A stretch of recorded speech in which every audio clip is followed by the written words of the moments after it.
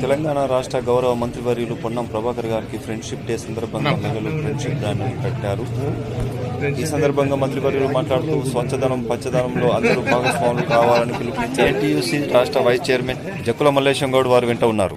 రాష్ట్ర ప్రభుత్వం తరఫున ప్రతి పౌరునికి విజ్ఞప్తి చేస్తాను. ఈ కార్యక్రమం ఒక సామాజిక కార్యక్రమం.